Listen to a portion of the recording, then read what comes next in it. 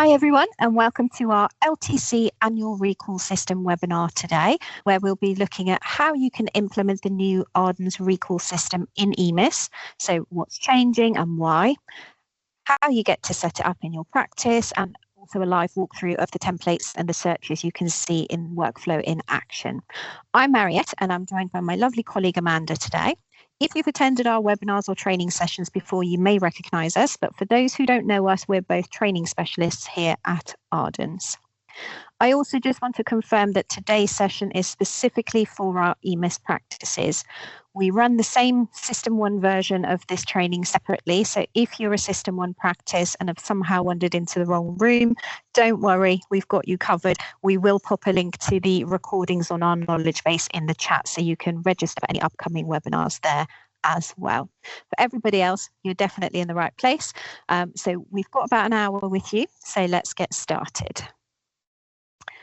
Now, for those who've joined the webinars before, you'll be familiar with the setup, but just in case we've got anybody new on here today, let's just run through a few quick housekeeping points. So the session is being recorded and we will share that recording with you afterwards. It will also go on our website on the knowledge base there. So if you do miss anything or you want to revisit any of the discussions, you will be able to do so. To ensure that we get a high quality recording, you'll notice that cameras and microphones have been disabled, but we really do encourage your participation. So please feel free to submit your questions at any time using the Q&A feature along the top of your meeting window. That one is separate to the chat, but you should find it just next to that chat icon, and it's got a little speech bubble with Q&A on it. We'll also be using a few polls throughout the webinar just to keep things a little bit more interactive.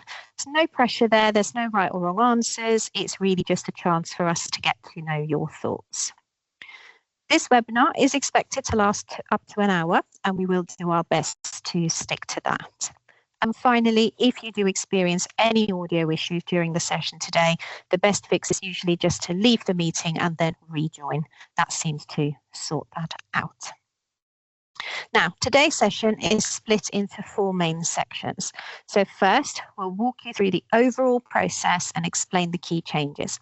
We're then going to look at some important things to consider when implementing the system in your practice. After that, we'll demonstrate the resources in EMIS and we'll show you how the workflow works in practice. And then finally, we will cover next steps along with the training and support available to help you with your implementation. Now, before we dive in, it would be really helpful just to understand who we've got with us today. So I'm just going to launch a quick poll on the screen. So if you could please let us know what your role is. So I'm just launching that now. You should hopefully see a box popping up on the screen with some options. If your role isn't covered on there, just click the other box and then let us know in the Q&A what your role is. And that just helps us to understand who's attending the training today and how we can adapt it to your needs.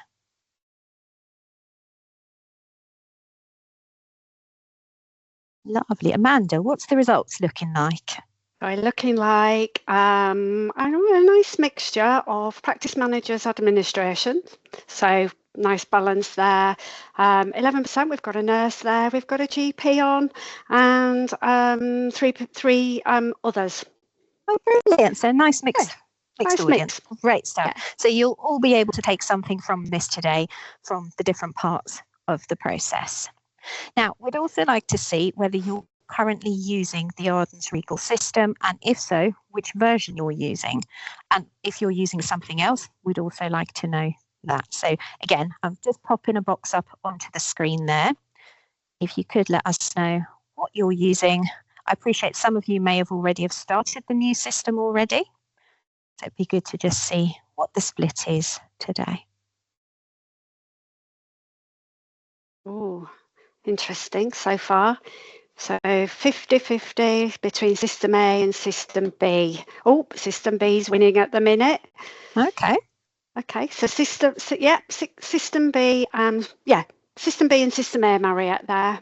Brilliant. So hopefully the aim of today will be to show you what the new recall system is, how it's going to work, so you can have a think about how you can implement it in your practice. So let's now move on to the content of today's webinar. Now, many of you will already be familiar with that existing Ardens LTC Recall resources.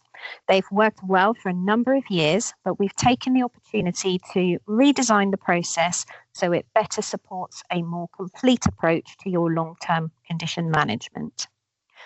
One of the biggest changes is that we've introduced best practice conditions alongside QOF conditions. So this means that you can manage a wider group of patients through one consistent recall process rather than focusing only on those contractual requirements. We've also introduced improved templates to help you with better data capture, clearer decision support, and identifying patients' risk during those reviews. You'll notice that the searches and reports now follow a more standardized layout, bringing them in line with other Ardens recall programs. So why have we made these changes? Well, firstly, is to support a whole long-term condition approach rather than just focusing on the annual review itself. Secondly, to make the recall pathway simpler and easier to manage with a clear and structured workflow. And then finally is to get practices ready for future changes over the next few years so that you're in a strong position to make the most of any of our upcoming developments. Now, one of the questions that is often asked is when practices need to move over to this new system. The good news is that you don't need to move straight away, but the sooner you start planning, the better. So the current LTC recall system, templates and searches will all remain in place until April 2027. So you've got time to plan your transition and introduce your new approach in a way that works for your practice. That said, though, April 27 can come around really quickly, especially with all of the usual pressures that come up through the year. So we'd really encourage you to start thinking about your transition now to avoid that last-minute panic towards the end of the financial year. A successful implementation will involve both clinical and admin teams, and it's important to allow time for training, testing, and embedding the new processes. The new resources are already available, and these include LTC review reports. You've got an LTC annual review launcher. There's the initial assessment template and a review template as well. And these all work together to support that full recall pathway, which we will look at next. Now, one of the biggest differences with the new system is that it's been designed around a complete long-term condition pathway. So the pathway consists of 5 stages. You've got plan, notify, assess, review, and then evaluate. Rather than focusing purely on just the review appointment itself, this system will support your practice through the whole patient journey, from identifying who needs recalling right through to monitoring those activities and the outcomes afterwards. So let's now take a look at each stage in just a little bit more detail. So this slide shows you how different members of the practice team contribute to each of those stages of the pathway, and also briefly what happens in each one of those stages. So let's break it down. The first stage is plan. So this is usually led by management teams, and it focuses on confirming which patients need recalling and when those recalls should happen. Next is notify. So this is where admin teams choose the best way to invite the patients in for their review. Your third stage is then assess. So this is often carried out by a healthcare assistant or a nurse, and it involves collecting information such as observations, blood tests, and any other relevant clinical data. That then moves on to the review stage, and this is where a GP or specialist nurse looks at the information gathered and they make those clinical decisions. And that could be through a face-to-face appointment, a phone call, or even just a messaging workflow. The idea there is that not every patient has to be seen face-to-face with an appointment. So it's reviewing the record, reviewing the information available, and making those clinical decisions. And then finally, you've got evaluate. And that stage helps you to monitor your progress, any activities and performance, so you can then see how well the recall program is working.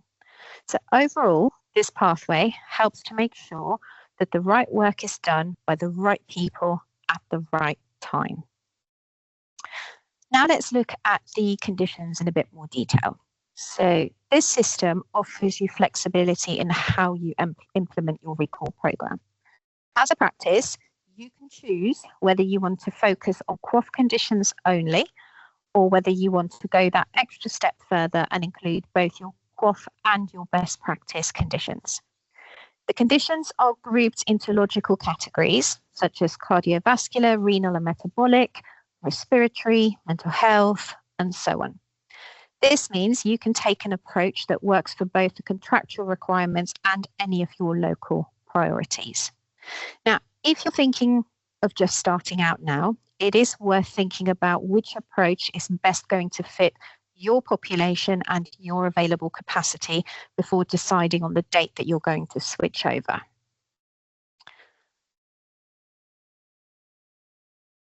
Now, before we move into the demonstration part, I just want to really briefly touch on coding. So the new LTC Recall System uses coding to support the patient pathway and reporting. We've designed this to be as straightforward as possible, and Amanda will show you during the demonstration as well how these codes work in practice and where to find all of the resources to support you. It will make much more sense when you see it in context rather than just talking through a whole list of codes on here. But just as a sort of high-level overview, these are the codes that move a patient through the recall journey. So you'll notice that there is one single invitation code, which you will use for all your invitations. And the searches are built in a way to look at where those codes happen to see where in the process that patient is. There is a default from recall code, and this one is for your did not attend or follow-up purposes, which you can use to remove a patient from the recall process for that year. You'll see an assessment code, which you can apply to indicate that the patients had that initial assessment, which will then move them on to the review phase. And within the review phase, there are two separate codes available. One of those is to show that a review has started, but it isn't yet complete. So where you've got lots of people involved in the review process, that will indicate that you've started, but there's still elements that need to be completed. And then there's the final review. So that's that chronic disease management annual review completed.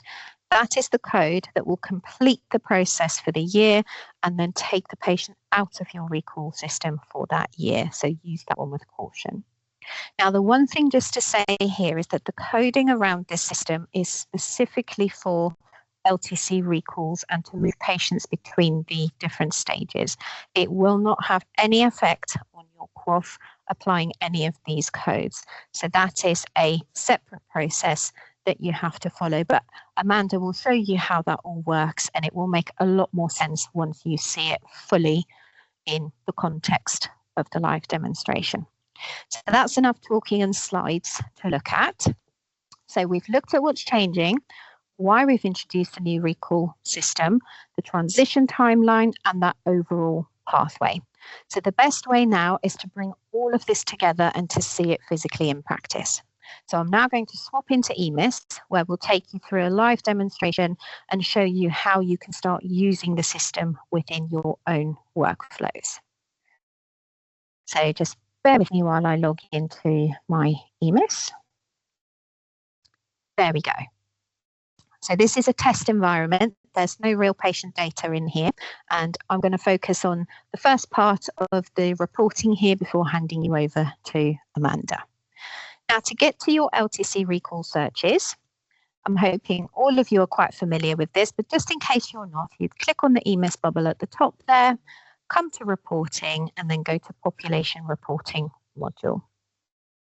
Always make sure that you're clicked onto the Ardens content, and you will see at the top of your Ardens content will be an Ardens searches folder. All of our searches live in there. I'm going to use my training searches for today, so I'm coming right down to the bottom here, but the structure is exactly the same as yours. So for this new system, if you look at folder number 1.00, LTC Reviews, New, you'll see it says Ardens in brackets with the current version number. I'm just going to collapse these ones to show you. This is where you'll see your first choice that you have to make. So you've got a folder for QOF and IIF, and then you've got your folder for QOF, IIF, and best practice. I'm just going to expand those. So hopefully you can see from my screen here that both of those look exactly the same. So it doesn't matter which folder you pick, the workflow we're going to go through now will be exactly the same.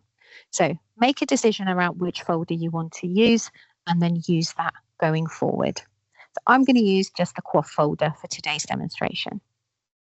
In there, you'll see you've got annual reviews and you've got your interim reviews. So today we're going to have a look at the annual review.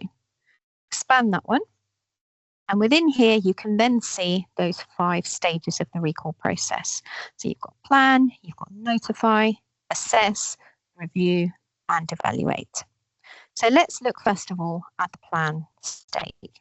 Open that one up. And you'll see there's a whole series of subfolders in here for things to consider during your planning stage. Now I'm going to work through them one by one. So first up, you've got your conditions folder. This will show you, in essence, how many patients you've got within your entire recall system for every condition there is. Obviously, if you're using best practice, you're going to see a lot more conditions on that list on there. So from here, I can see that I've got in total 45 patients. Of those 45 patients, 17 of them have AF. 13 of them have CHD, and so on. So from a management perspective, that gives you the ability to have a look at what conditions do my patients have, where do I need to plan capacity, what staff do I have to review these patients should they need an appointment. So it's really a planning phase to work out where your clinical capacity is going to come from. The next folder down is your exceptions. So there's only one report in here, and this one will keep a list of all of those practice that you've defaulted from your system. Now it's up to you who you choose to default from there. It could be those patients who says, I don't want to have an annual recall this year.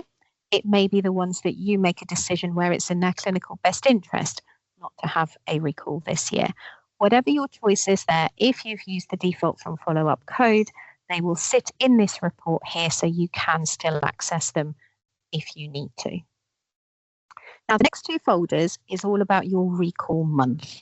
So starting with the first one, this will show you the 12 months of your recalls and how many patients are within each month. So again, from a capacity planning element, you then have a broad overview of how many patients roughly you're going to expect in each one of those months, and that will help you to plan your capacity. Just underneath that is a chosen only. Now, what this means is within the recall system, you have the ability to change someone's month of birth. Because this system is designed around the patient's month of birth, it gives them a sort of one-stop shop of knowing when my birthday comes around, I know I'm going to be called from my GP practice for my annual review. Now, for some patients, that doesn't always work. Maybe they prefer to have it at a different point in the year, or maybe clinically, your practice feels that they would be better off having their review during the summer months. So let's say they've got really bad COPD, and actually you want to make sure you review them within the spring or the summer so that they're set up well in time for the winter elements. So you have the power to do that. And where you have applied a chosen month for your patients, this folder will just show you those patients that have a chosen month, whereas the all folder will include everybody, whether it's a month of birth or a chosen month. So again, Amanda will show you how to set that part up should you need to use it. Now, the next folder down is the review before. And this one, as the name states, is reports that we encourage you to review before you start your recall process for the year. What this does is it considers lots of different things to help get your registers up to date, meaning that you're not sending invitations inappropriately. So, for example, I'm not going to go through each and every one of these, but as a bit of an example for you, you've got this second search here. So query changed the recall month because they've had a review or a default in Q4, but their recall month is Q1. So these patients had their review or a default in January, February, or March, but their birthday is April, May, or June. So they've literally only just had their review.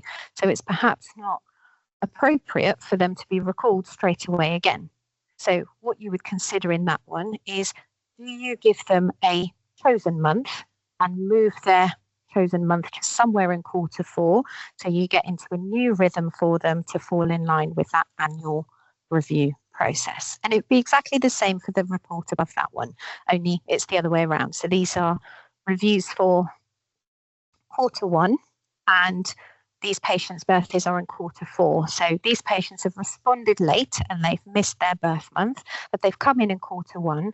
So they've literally only just had that review. So again, same principle will apply. And you'll see there's lots of different ones here. So you've got consider coding, default through follow-up. So where you've got patients with reasonable adjustments, you can make those decisions before you send the invitations out.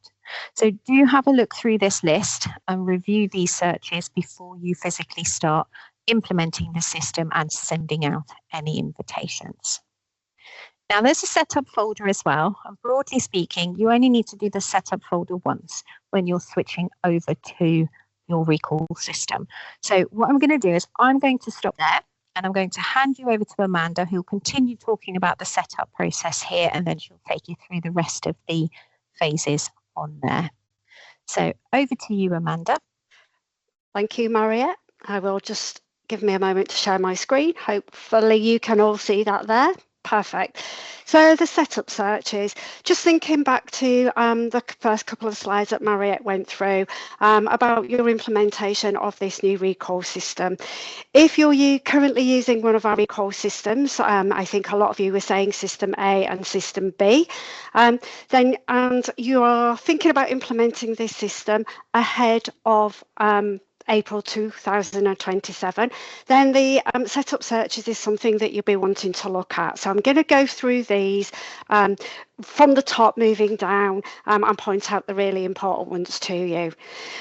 Because we have new codes for annual review, the first search within this setup folder is add LTC annual review completed, as all annual reviews have already been completed. So what this is looking at, this is capturing patients who have had all individual conditions coded, reviewed and coded already this year using your current annual review codes. And because we've got a new annual review completed codes, what we need to then do is capture those patients and move them over to the new annual review code. So what this search does, captures all those patients that have had all their annual reviews completed already in this year, pops them into a nice search here, and then what you can do is you can use the batch add functionality and batch add the clinical code functionality on this search and add the brand new annual review completed code. I just want to put out there, just use your batch add with caution, because as you all know, batch add will only last for a certain amount of time. If you've batched add incorrectly, you only get a certain amount of time to undo what you've done. So this is the search, like I say, that will show you all those patients that have already had an annual review done in this year using the current annual review codes. The batch add functionality is quite straightforward, and a lot of you will already be used to doing this when you're batch adding your invite codes. You've got the option at the top there, and the option there is a clinical code. And then we work through this screen here, and what we're doing is we're batch adding the brand new chronic disease management annual review completed code. So we have to click on the magnifying glass. We're going to type that in there, and I can't speak at the same time that I type, so let me just do this. There we go, chronic disease management annual review. there we go, completed. It's the top one there. I'm just going to double check that code over on the right hand side. It's the one that ends in 107. Perfect. And what we're doing is just double checking that that's the right code, which it is in this instance. We want to pop the date on that we're going to batch add this code. So usually there's the date that you're taking out the action. And then I would pop in a description. You've got to put something in there, so put in a nice description. And then, like any other batch add function that you do, we have to go to this particular search. Now, it's always going to be the list type of search population. And then click on the search population, magnifying glass here, and we're going to pick up that Add LTC annual review search there. We're going to pick it up from my folder here. Just working through the folders there. It's in QOF and IIF, or it's going to be in your best practice if that's the folder that you've decided to use. It's in your plan folder, and then it's in your setup searches here, and it's the very top one there. Dead straightforward. You're probably very used to doing that. And when you use batch add, I would always advise to batch add immediately. You select OK, and what that does, it adds the new batch and the new chronic disease annual review completed code to all those patients who have already had their full annual reviews done this QOF year. Now, the second search down has a report attached to it.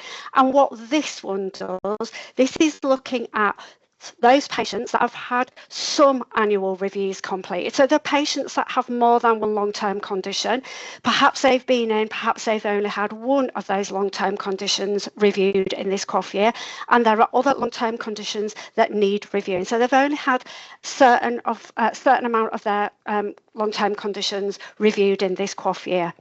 What we advise here is using the report in this instance, when you've run it, view the results on the ribbon there, and then decide whether you want to either recall these patients in first to complete all their outstanding long-term conditions reviews, or mark the review as complete using the Ardens LTC review template, the brand new template. So the second search and report down does require a little bit more work, because what you want to be doing is you want to be using that report there to check if patients really truly have some elements still outstanding, or could it just be down to incorrect coding? They have actually been in, they have had all their annual reviews completed, and it's just a matter of adding the right codes to indicate that they're all their annual reviews have been done. So that second search and report down will need that little bit of extra care and attention when you run it and you view those patients. The next set of search and report down is change to new birth month of birth from recall arrange code. Now, in the current LTC system that you're A or B, you've got the ability to add a code to change the patient's birth month, and that code was always called the recall arrange code. So if as a practice you use the recall arrange code in a big way, as Maria advised earlier, we have a brand new code for that.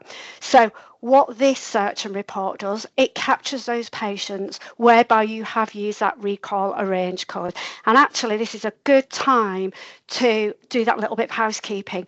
Are they patients on that report that actually have changed their mind about when they want calling in for their birth month? Perhaps they've said, yes, I do need to be called in on my birth month now. I'm around when it is my birthday. Call me in on that. So this one is a really good way of housekeeping as well. Again, what you'll need to do is run the search, run the report, view the results, and that will I'll show you the results. That will pick up those patients that have a code of recall arranged in them and the date that that recall arranged code was added. What you then want to be doing with these patients, as long as you know that they still want to be recalled in at a different time other than their birth month, you then want to be using that new code that Mariette touched on earlier and replace the recall arranged code with the new code. Now, the new code is actually a diary entry rather than a code. So you have to add it as a diary entry and then pop it on as you normally would. And it is that brand new code that Mariette highlighted earlier on. So you will want to be looking at that search and that report if you have used recall arrange code in a big way previously. Your chronic disease monitoring not required this fiscal year. So this search and this report will capture patients who've had the code of chronic disease monitoring added into their records for whatever reason. You might have used it previously in your current system, perhaps. It's not a code that's currently used in our current system, but you might have used it for other purposes, and it's not used in the new system either. You may want to use it in your current recall system, perhaps. So what this research and report does, it picks up those patients that have that code. And again, what you might want to do is view the results on the ribbon again, so on the report, and decide whether the patient should be moved from recall from this physical year. So again, it's that new code to remove the patients out of the new notify, that chronic disease default from follow-up.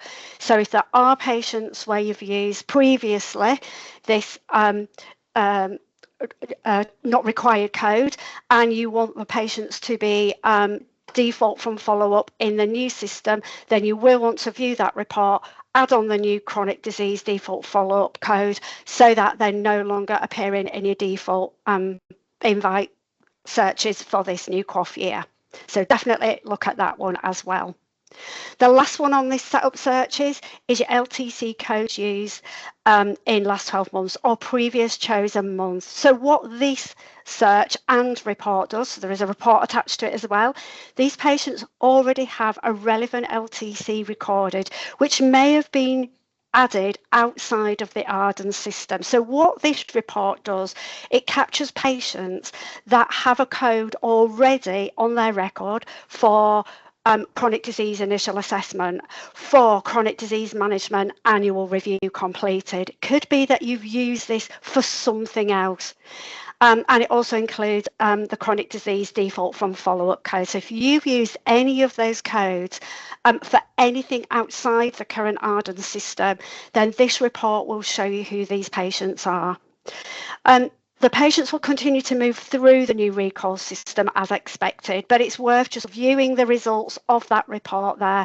And then what you could do is decide whether to keep the existing code or perhaps replace that code depending on where the patient is in their care pathway, etc. Again, this one's a little bit like a housekeeping type search and report, just in case you've used any of these new codes we are going to go on to use in our new recall system previously for anything else. So that is our plan folder. I'm going to move down to folder number 2 now. This is our notify folder. So within this folder, let's just open that folder up. You'll notice here there are various types of invite searches. You're not going to want to use all these searches. It depends on how your practice works, how your practice will want to work moving forward, and what works best for you and your practice and your patients.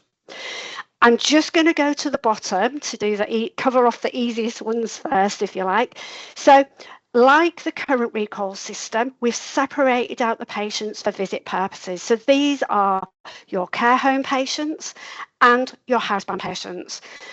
These two sets of searches and reports don't work on birth month. So when you go to run these, so when you right click and run, and say, yes, I do want to run them, you will not be asked which birth month you want to run these in. And generally, and the reason generally is that most practices work from one list of patients, and they'll probably print that list out, give it to the clinicians who go away and do all the care home and housebound visits, and say, you know, these are the patients who need an annual review at some point in this QOF year before the end of March.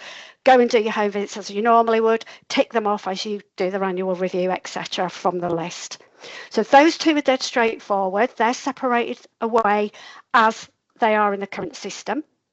I'm now going to come back to the top, and we're going to look at this very first folder of invites all. Now this invites all, this is the total number of patients to be recalled in your chosen month. So this does work from birth month, and this is regardless, it will capture those patients regardless of how many conditions they have, and it will also include your I'm going to call them vulnerable because that's what we're used to saying in the current system, but these will include patients with dementia, end of life, LD, and you're under 16. So these are literally booking, capturing everybody together in one set of invites. You've got first invites, second invites, and third invites should you wish to invite your patients a third time. Of course, we know QOF only states patients need 2 invites, but of course for best practice, for gold standards, we give you that option to do third invites should you wish to. So that's the very top folder. This is everybody, including those with, like I say, dementia, end of life, LD, etc. Moving down, we've got a folder here called Invites Asthma Only. Now we know that some practices like to invite their patients who just have asthma only recorded as an LTC condition. They've only got asthma and nothing else. And what some GP practices like to do, they might like to choose to send a pre-assessment questionnaire to indicate whether a further review is needed. And if not, once that questionnaire comes back from the patient and a clinician reviews the questionnaire, that clinician can then make a decision whether they need to bring the patient back in for a face-to-face review, or is everything great according to that questionnaire and the patient's managing their asthma condition really well. They don't need to bring them back for a face-to-face appointment. So that is their asthma annual review completed just by sending out that questionnaire. So we have given you invites asthma only if you're the type of practice who like to send out that pre-assessment questionnaire. Now there is a little bit of a caveat here. If you are the kind of practice who sends out the questionnaire, or you're doing this for the very first time and you think this is a great idea, it means we won't not have to call half of those patients in for a face-to-face asthma review, then something to think about here is you will need to run these invites asthma only searches first before anything else, and you will need to use the invite code and code these patients before you run any of the other invite searches and before you code any of the other invite searches. And the reason being is that if you don't do that, so you run the invites, you send the invites out, but you don't do the coding for the invite, those asthma only patients will appear in the other invite searches as well. And the reason being is, as Mariette said earlier in the slide, we are using one generic invite code for all our invites. It's not a separate individual invite code anymore. It is one code for all conditions, for all invites.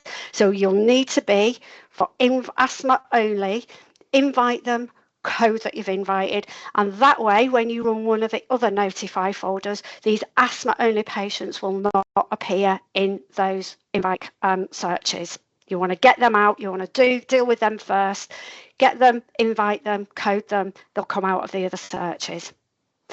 It's really straightforward on running all these. I'll do it from the asthma folder first. So all these other invite folders work on birth month. Really straightforward. You right click, you select run like you do now, you say yes to the option that appears, and you will be asked then to pop in the birth month. As you might be very used to doing now in system A and B, the recall month should always be set to on the month of. So if that looks any different, you click the select down arrow, select on. Again, if that's anything different, select the down arrow and select month, and then select the month that you want to run. So each and every time you're coming into these notify folders, you're selecting the month that you want to run each time. You then select OK, and your first, second and third invites will all queue, and then they will all bring patients back. The breakdown for the searches and reports, so you've got a search and a report for first invites, second invites and third invites, and that is the same for all the notify folders here. It's exactly the same. Your search will bring the patients back, and your report, as you know, will allow you to then review who those patients are. So we view the results on the ribbon there. That will tell you who the patients are, and it will list out each of the conditions. So this is just asthma only, so it's just going to show me, but on the other notify searches, it will have a column for each of the conditions the patient has, and it will have the information within that column. The report also shows you other elements of the patient's care record. So if they're on lithium therapy, if they're an SMI patient, and then right at the end, it's got their communication requirements.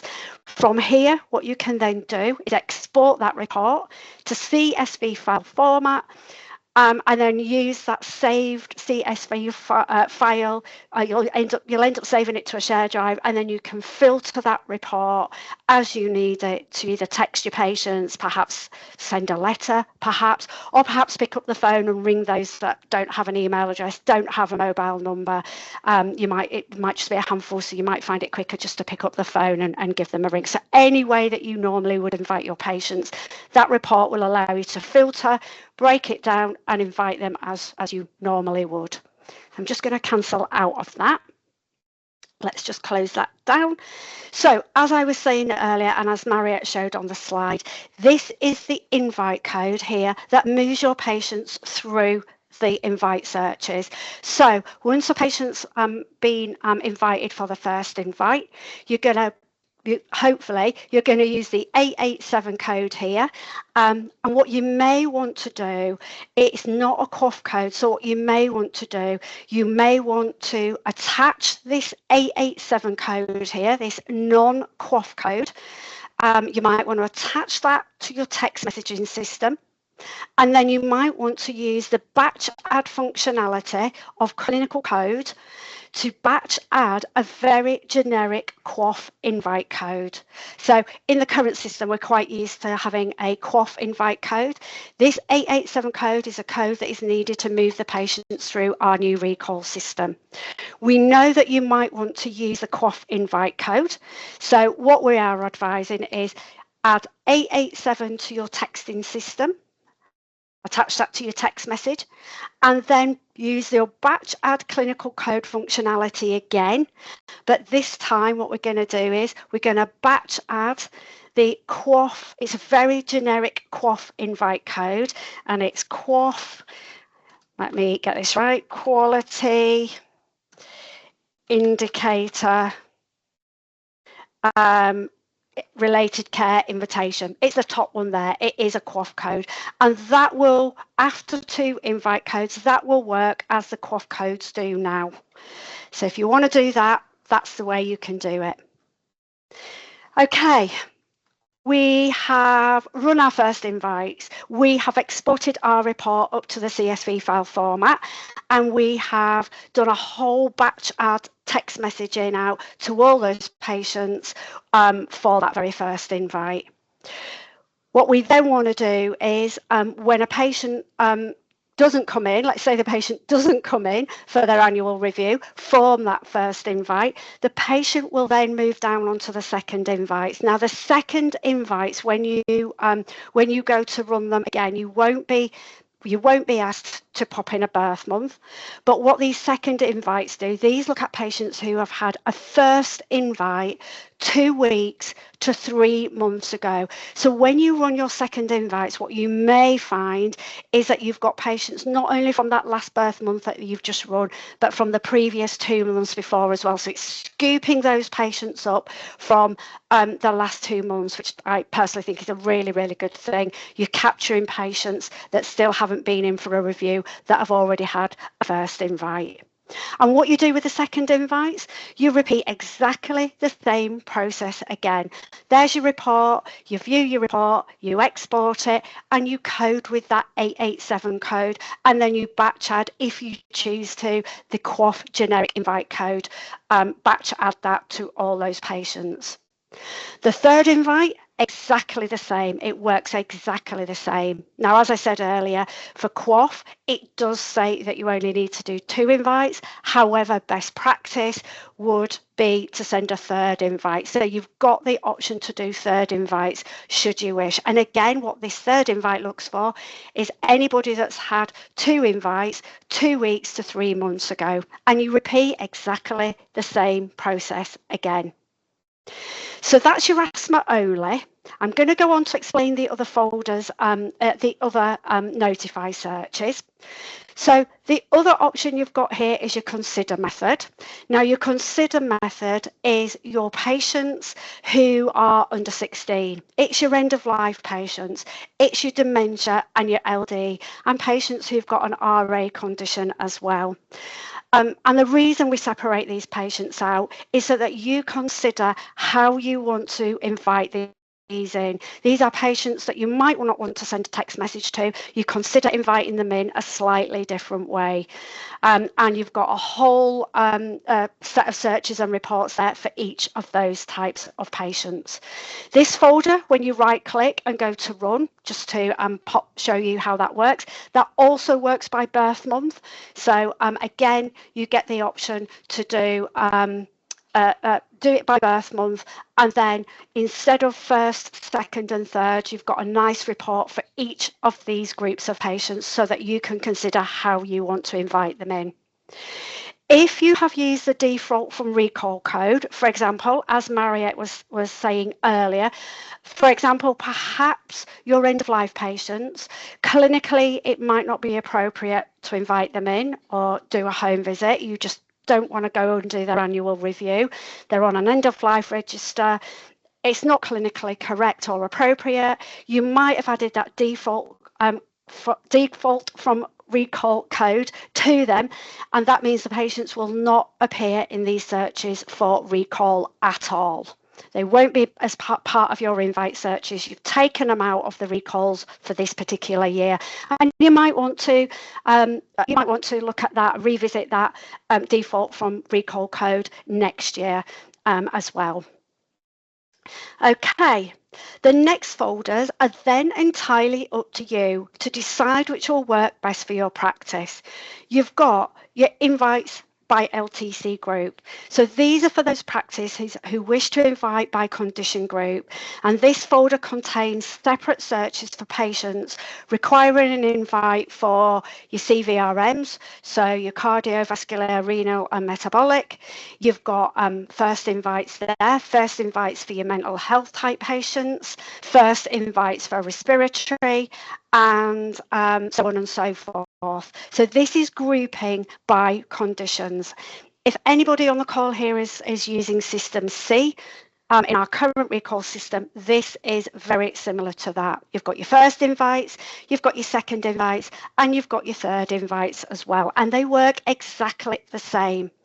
You've got the same invite code, 887 there, which will then move the patient down if they don't come in for their annual review, which will move the patient down to second invite, down through third invite, etc., if they don't come in for their annual review. Now, the next set of notify searches is invites excluding consider methods, and this particular set of searches is very, very similar to your System A. This is grouping all your patients together, regardless of how many conditions they've got, regardless of what types of conditions they've got. They are excluding your consider methods. So they're not including your dementias, your end of life, your LD. They're excluding those. These are your normal, everyday, healthy, long-term condition type patients. You've got your first invite, your second and your third. And again, to move the patients through the invite searches, you've got your 887 code. So again, what you might want to do is attach that to your text messaging system and then batch add your QOF code so that they're eliminating the patients from the QOF indicators. If you do want to separate out any individual conditions, perhaps you want to separate out your diabetic patients because perhaps they have a little bit of a longer appointment than anyone else, then you can do that by using the report. So when you go to view the results and export to CSV file format, you've got the option to filter those reports by the condition columns. So you can filter out your diabetics perhaps and then invite them in separate to everybody else, just as an example. The last folder in this notify folder is your to chase.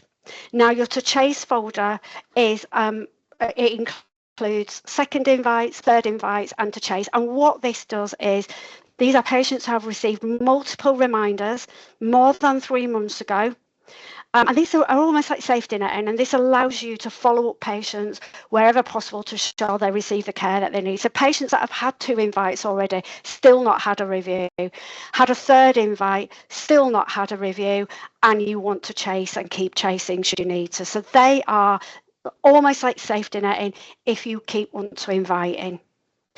Okay, so there you notify, and there your invite searches. They're obviously a very important part. And the next step in the process, once you've invited your patients, will be to book appointments. So I'm now going to go on into a patient's record, and it is test patient, so please don't worry. And I'm going to launch our new F12 protocol. So the new F12 protocol that sits on your F12 key is called the Ardens LTC Annual Review. When you double click that protocol, and anybody that's getting involved in this new long-term recall system, whether that be your reception team for booking appointments, your admin team who may also be booking appointments, all clinicians, then they will all need to add this onto their F12 key. The F12 protocol for reception shows it still does as the current one does. If anybody's using the current one, along the top here will still show the conditions the patient has. So for anybody booking those patients in, will show you what conditions the patient's got. For reception team, it also shows things around the month of recall when the patient has chosen when to be recalled in. So that's usually quite interesting to know that. And anything with an asterisk before it is a QOF or long-term condition. Any other conditions you see on here that don't have an asterisk is for best practice. So it is just worth pointing that out. The next step, obviously, once that, and for reception, they've then got the option at the bottom half of this protocol to book the appointment. They can click book the appointment, which will bring the find appointment screen up, and they can go and find the appropriate appointment as needed and book the patient in that way. If they don't want to do it that way, they can cancel that out, go to the appointment book and book the appointment as they normally would. So we've got the appointment made now, and the next step would be for the patient to come in for the initial appointment with a HCA and or another clinician, usually a HCA or a GPA perhaps if you're used to using those as well. Again, that clinician, the HCA, would select F12, and this time there is the initial assessment and test. So this is one of the new templates, and it's very much like the multimorbidity template that we've got now. So we give that a click. And very much like the current multimorbidity template now, the pages that show here will depend on the conditions the patient has. So it's a smart working template, and down the side here you can see my patient's actually got they've got AF, they've got what else? So they've got diabetes, and they've also got asthma. So I can see here that I've got an AF section. I've got my respiratory section here to do my asthma review, and then I've got my diabetes section here as well to do my diabetic review. Again, anything with an asterisk within this template is QOF related. It's a QOF code. So we've given you those QOF related codes as you are normally used to seeing. There is nothing mandatory on this template as always, and it's entirely up to the practice and the clinicians what you feel is appropriate to fill in here. You've got a home page which has things like ethnicity on it. It's got information about previous entries. It's even got information about the month of recall. And again, at this point, if the patient comes in and says, I really don't want to be called in on my birth month, the clinician seeing that patient can choose at that point to add on a new month in which to recall the patient. If the patient comes in and right at the start saying, you know what, don't bother, I'm not having my recall, probably a bit late once I've booked the appointment, but at that point, the clinician then seeing that patient can add the code of default from follow-up to stop any further invites going out for that patient. You've got your lifestyle page. Your lifestyle page has usually got your normal everyday stuff on, your weights, your heights, your BMI, your smoking status is down there as well. Again, remembering nothing is mandatory. We are not expecting HCAs, etc., to absolutely fill everything in on here. Your CVRM page, your respiratory page, they are usually cough related in the main, and they, like I say, will have the codes that are needed for cough indicated by an asterisk. You will always also see on these pages screening sections. As we know, CVD conditions are very complex and very interlinked with each other. So you'll find a screening section. My patient doesn't have hypertension, but there is a screening section here to allow the HCA or the clinician, whoever's doing that initial assessment, to screen for hypertension, to capture things early. If it's coming up in the conversation that they're having with the patient in their consultation, then they can record it here. And you'll see there is a traffic light system as well. So if that first clinician doing that initial assessment is seeing anything untoward, they can flag it as an amber, or if they're seeing it as something a bit more urgent, they can flag it as the BP is very high. They could flag that with the red traffic light system here, code it as to see a GP urgently, and then go on and forward the patient on to a GP appointment perhaps. So watch out for the screening sections as well. You've also got on this new template, something for me to point out here, is your test bloods and your test other pages. Now your test bloods page, I personally think this is great on this template. Any healthcare assistants, phlebotomists, any other types of clinicians who are very used to using our blood test tube analyzer here, this is our blood test tube analyzer page in the initial assessment template. So it's really good. They can see what is due now or overdue, indicated with a red warning triangle there. And then anything that is due in the future has got your little egg timer. It means they can have a little look and say, while you're here, I need to be taking these bloods as well. So you're capturing the patient in that one first initial assessment for pretty much everything. The important thing to point out on this template is once that first initial assessment has been completed and all elements of all conditions have been completed, the HCA will need to come back to the home screen, and we need to make sure that we tick the box LTC initial assessment. It's in red. Remember to complete it, because what that code does is move the patient from the notify searches, we don't want to be inviting them a second time if they've already been in, to the review searches for the next step in the process. So it is really important that a first initial assessment, that clinician comes back and they code initial assessment completed. We save the template like we normally do, and that's all good. We've done that first initial assessment, and we can then go on to the next step. Now, the next step in this particular process here is, once we've done an annual review, let's go back, initial assessment, let's go back to our searches. The patient moves from the notify searches down to our review searches. And the idea of this is to cut down on the number of face-to-face appointments. So your more experienced clinicians can get on and do their other work, perhaps less time consuming to review the patients once they've been in for an initial assessment, to review them after that first initial assessment, and then make a clinical judgment as to whether they need to bring the patient back in or not. So the next step here is to go to folder number 4, review, and we've got initial assessment done 3 days to 3 months ago. And you've got a set of reports in here to allow those clinicians, usually a GP, perhaps a practice nurse or a set of practice nurses, to go through these reports, pick up where an initial assessment has been done, go onto the patient's record if they want to look more in depth at that patient's record, and then make a decision as to whether to bring the patient back for a face-to-face appointment or not. Again, you've got a group of reports in here. You're not going to want to use them all. You've got all here. So your all will look at patients who have got perhaps HF, AF and diabetes. So you might have a group of speciality nurses that just look at diabetes. In that case, they'll be just looking at these diabetic reports.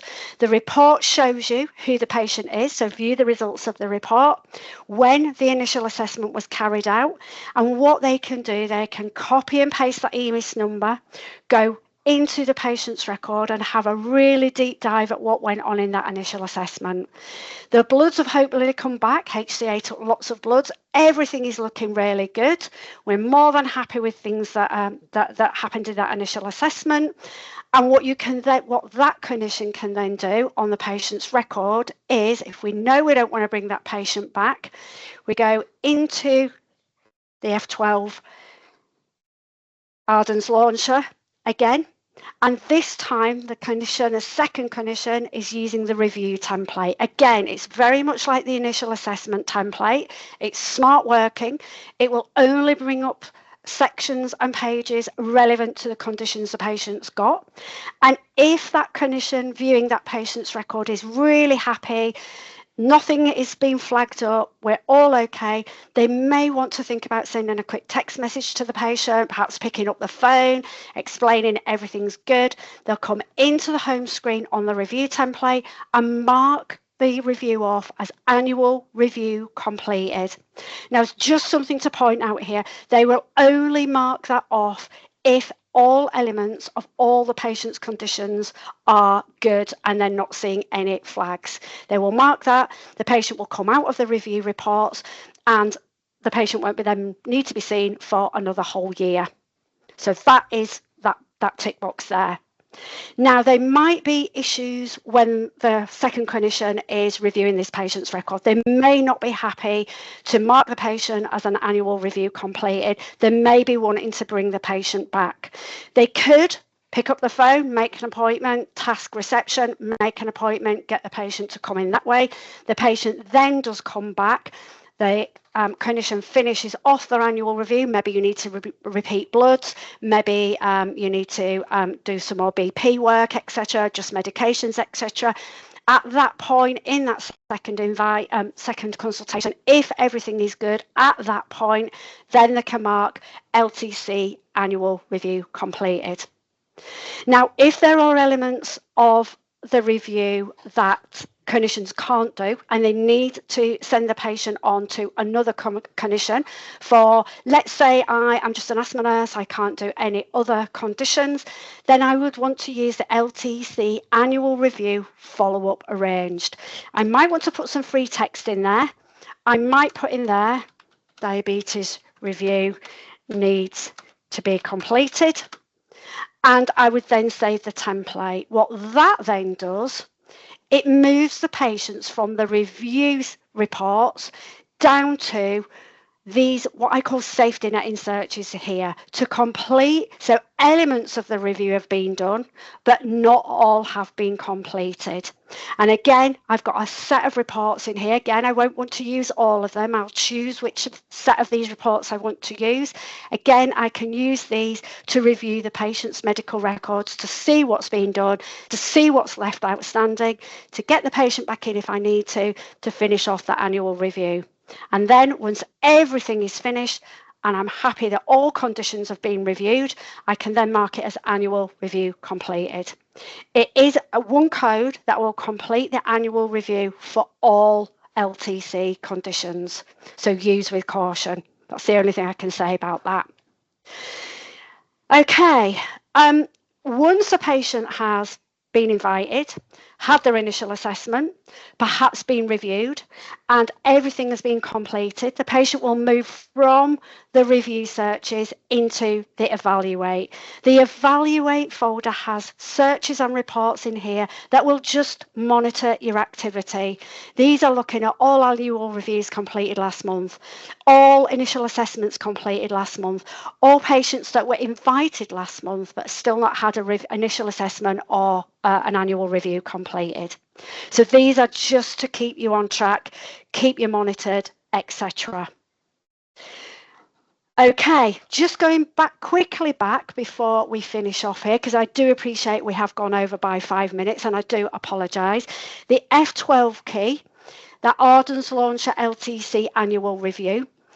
This also has not only your initial assessment for your HCAs to use and your review template for reviewing the patient's records. You've got a contracts QOF template. So that's very much like your QOF analyzer that sits in your pink box. If you are doing nothing else but just QOF, it is that folder there. And if you then want to complete care plans, there is an option there to bring up all our care plans. I think I just need to mention, going back to our reports, that's all our annual reviews. I'm just going to briefly mention the interim reviews. So these work exactly the same. You've got notify searches here, review searches and evaluate. And these are to call those patients in for an interim review. So for your diabetics who need an HbA1c, for your heart failure patients, those that need a review 6 months after their annual review, you've got and they work in exactly the same way. Okay, that I do apologise, I have gone over. Do we have any questions at this point, Mariette, before we wrap up? That's fine. Thank you so much, Amanda, for that really detailed overview there. No questions at all in the chat. So just to bring all this together and finish off then. So in terms of your migration, sorry, just move my mic. In terms of your migration, have a little think and decide on when you're going to switch over. Ensure that all the relevant staff have had their training completed before that switchover date so that everyone can hit the ground running.